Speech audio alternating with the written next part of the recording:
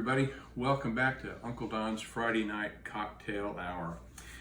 Well, I've been given a long thought to what I'm going to make for this week's cocktail, and I've been looking back over the weeks, and I looked at my very first cocktail video on the martini, and you know, it was kind of a sophomoric or freshman kind of approach, and I wasn't really pleased with it, and I didn't say all the things I would like to say about martinis. So I'm going to remake my very first cocktail hour video about the martini because there's nothing better than a martini, and I just didn't completely do it justice. So if y'all would bear with me for a while, I'm going to go through this, talk a little bit about it, make you a great martini, talk about different martinis that a lot of people have asked me about, and then we'll just kind of among friends, we'll agree to disagree if you don't like seeing this again. But you know, you can't say enough about a well-made martini. All right, so here we go. So a martini, the idea of a martini goes back a long way. Originally, there was this drink called the Martinez, and some people think that that's where it originated from. Some people think it originated from the Knickerbocker Hotel in New York City. But basically, a martini is a mixture of gin and vermouth with either a twist or a twist of lemon or an olive garnish. Now, prior to World War II, when the Prohibition was kind of going on, the idea of a martini really took off, but the martini then was really different in flavor than it is now, and it was a lot more wetter. So the idea of a wet martini versus a dry martini is the more vermouth you put in, the more dry vermouth you put into your martini, the wetter it is. The less you put in, the drier it is. So basically, back then in the Prohibition era, you probably had about a 2-to-1, 3-to-1 mixture of gin to dry vermouth, and that was your typical martini. Now, after World War II, there were a lot of changes going on, and great changes in the composition of gin versus vermouth, from 4-to-1, 5-to-1, again, gin to dry vermouth, and then all the way to extremely dry martinis. There's a 15-to-1 gin to dry vermouth martini called the Montgomery, named after Field Marshal Bernard Montgomery of the United Kingdom. And the reason why it was a 15-to-1 is because he had kind of a notorious kind of attitude of not attacking the enemy until he had superior numbers. So the 15-to-1 idea kind of stuck, and that became the Montgomery Martini. And then there's Noel Coward, who was very famous for saying, you know, his martini was basically ice cold gin in a martini glass and then facing roughly in the direction of Italy and nodding. That was his idea of a dry martini, so very little in the way of vermouth. Well, I don't quite go to that extreme. So what I'm going to make for you tonight is my favorite martini. You can change it how you like. If you like vodka martinis, which a lot of people do, and you know, certainly James Bond likes vodka martinis in addition to the Vesper martini, you can simply take my recipe and substitute the same amount of vodka for the same amount of gin that I make, and that'll make you a nice, really dry vodka martini. And then of course the Vesper martini, I've already made that video. You know, that's a combination of gin, vodka, and Quina Lillet with a really nice hefty twist of lemon peel. That's a great drink, and you should try it every once in a while, but again, it'll kick you on your butt. All right, so let's kind of move on now to my martini. And my martini, I like a fairly dry martini, and I like it nice and cold, because that first sip of that dry martini, that's one of the best sips. That's one of the best times of my Friday evenings when I have my first drink. And again, I like Tanqueray gin. Make it with any kind of gin you want. Aviation gin, Bombay Sapphire, Booker's. A lot of great gins out there. Make it with whatever you like. There's a lot of different vermouths you can use. I'm not embarrassed to say that I think Martini and Rossi makes a fairly decent extra dry vermouth. I like Wally Pratt. There's a lot of other really good dry vermouths out there that you can make your martini with, but I'm not embarrassed to say that I think Martini makes a really good dry vermouth. And then those are basically your two ingredients. It's that simple. It's that simple. All right, so here's how we're gonna start. And once again, I've got my cocktail shaker, and we're gonna fill that baby up with some ice cold, freshly made ice. Ooh, there's a piece of ice that tried to get away. It's not gonna happen. It's gonna be part of my martini making excitement. All right, now, what I like to do is pour some vermouth into my shaker filled with ice, all right?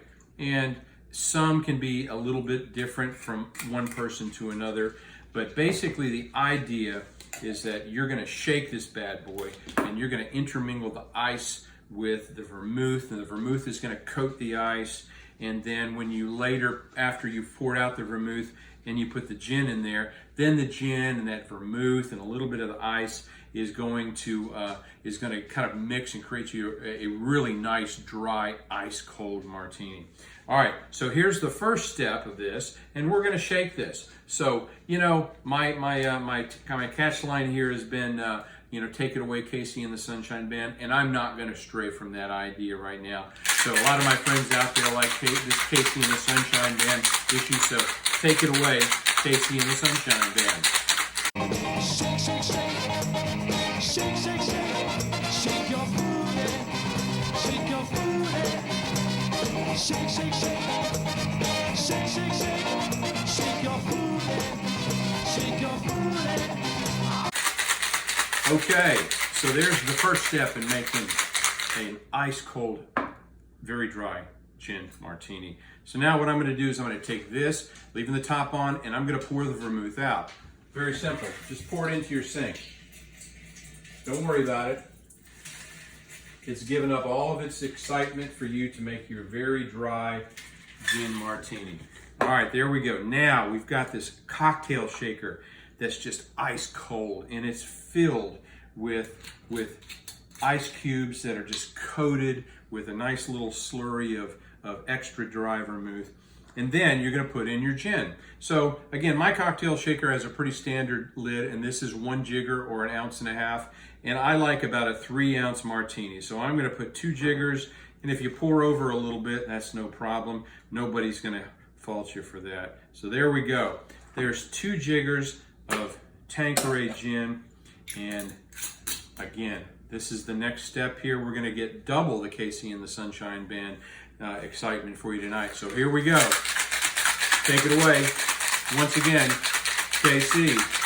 Shake, shake, shake, shake, shake, shake, shake your booty, shake your booty, shake, shake, shake, shake, shake, shake, shake your booty, shake your booty.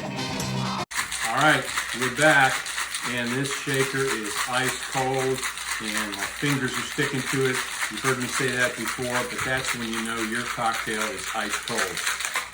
Okay, now, if you just take that and pour it out into your shaker, into your ice cold martini glass, there's gonna be kind of a mix of, your martini plus, after you've shaken that up, it's cracked some of that ice and broken it up into little shards, and some of it is gonna come out into your martini glass. So you're gonna have a martini that has shards of ice in it.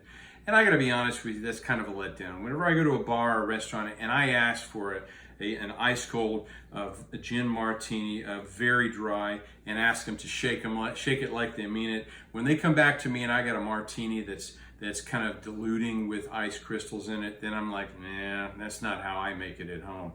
So once again, here's my martini glass, and you can see the nice little chill and frost on the edge because it lives in my freezer all the time. Here's what I'm going to do to try and get rid of some of that ice chard, those ice shards. I'm going to take just a simple kitchen filter, and I'm going to pour my martini over that and collect all those little shards of ice in my little filter here. And that'll give me a martini that's not going to be diluting over time, okay? And it's just going to be absolutely delicious and ice cold. Now, still, when you have a martini that you've shaken the crap out of, you're always going to have probably a little bit of haziness to it. It's not going to be crystal clear.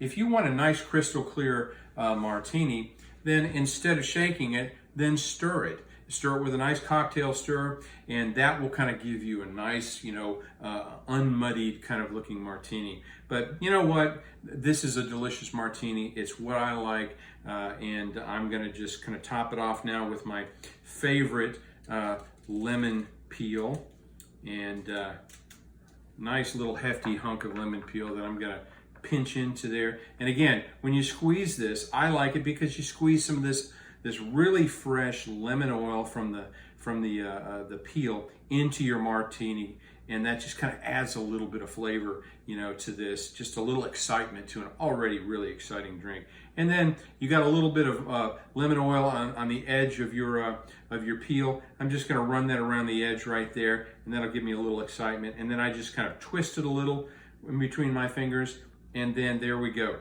Drop it in, and that is one of the best dry gin martinis that you can have. I mean, plain and simple. All right, I hope that was a little better martini video and gave you a little history and gave you a little excitement about this. And pardon me for a second, because I cannot look at this without taking a drink. So I'm going to take a quick drink of it here. And oh, that's so cold, and that is so good, and it tastes so good on a Friday evening. Uncle Don hopes you guys are having a nice Friday evening yourself, mixing a good drink, something that you like very much. Enjoy it. Don't overdo it. Certainly don't drink and drive.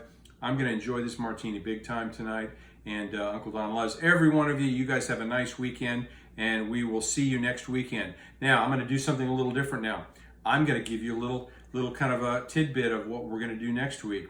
I've had a few friends of mine ask me about different drinks, and my good friend Tim Clenny, who lives in North Carolina, has asked me if I would probably consider doing a Sazerac. And absolutely, a Sazerac is in the list of those unforgettable cocktails in the IBA list of cocktails. So next Friday, you're going to see how to make an excellent Sazerac, and you'll be able to impress your friends at your next cocktail party. So cheers, happy Friday. You guys take care.